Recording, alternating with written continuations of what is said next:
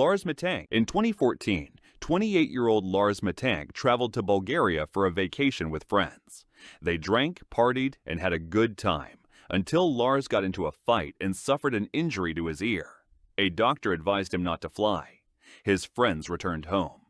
Lars stayed behind alone. What happened next was strange.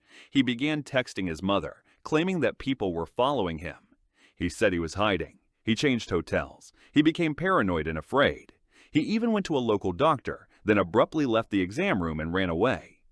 On July 8th, surveillance footage from Varna Airport showed him walking normally through the terminal. Then, something changed. Without warning, Lars dropped his bags, turned, and sprinted out of the building. He ran across the parking lot, climbed a fence, and vanished into the woods. He was never seen again. His phone was never recovered. His passport and luggage were left behind. Despite years of searching, no remains have been found. To this day, Lars Mittank remains one of the most mysterious airport disappearances in modern history. All we have is the footage. Brandon Swanson. In May 2008, 19-year-old Brandon Swanson was driving home from a party in rural Minnesota when his car slid into a ditch. He called his parents for help just after midnight.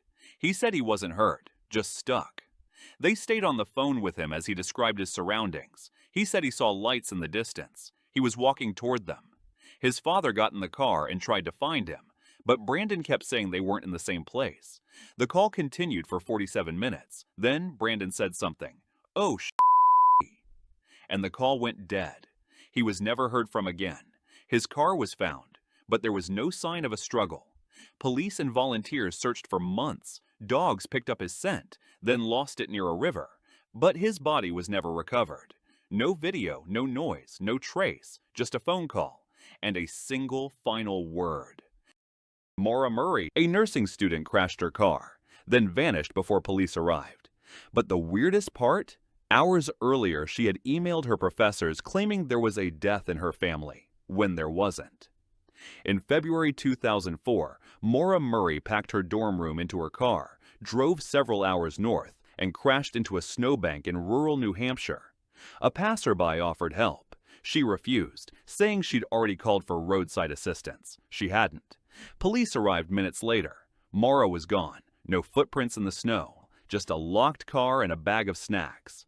Earlier that day, she had lied to her professors about a family emergency and emptied most of her bank account. No one knows why she left, or where she was going. It's like she was running from something, but the only thing she left behind was confusion. Eloy Peña. In 1995, Mexican journalist Eloy Peña and his small TV crew were filming an investigative segment on police corruption in the northern town of Matamoros. They interviewed locals, filmed locations, and captured footage that was meant to air on national TV. Then, they packed up their gear and never made it home. Days later, their van was found on the side of a road, burned, with the cameras missing. There were no bodies, no tire tracks, no witnesses willing to talk. Many believe the crew had uncovered something they weren't supposed to. Others think they were ambushed by a cartel or rogue police.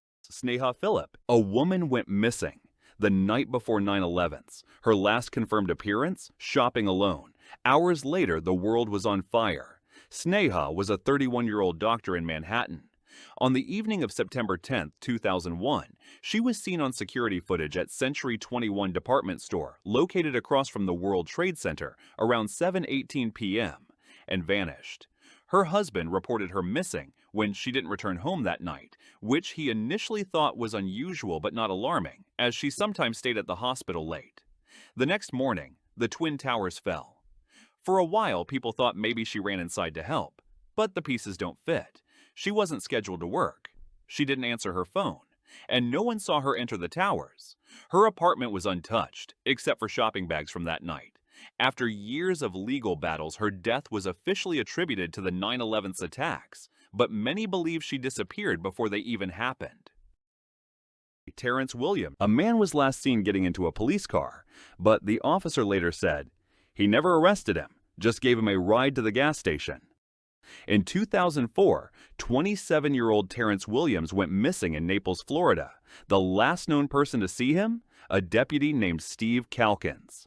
But Calkins never filed an arrest. never reported contact. Days later, Terrance's car was found illegally towed, and someone claiming to be Terrance's boss had called it in. That caller matched Calkins' voice. Even worse, a few months earlier, another man, Felipe Santos, had disappeared the same exact way. Also last seen with Calkins, 2 men, both vanished after getting into a patrol car. 1 cop, no charges, no bodies, and no answers, even 20 years later.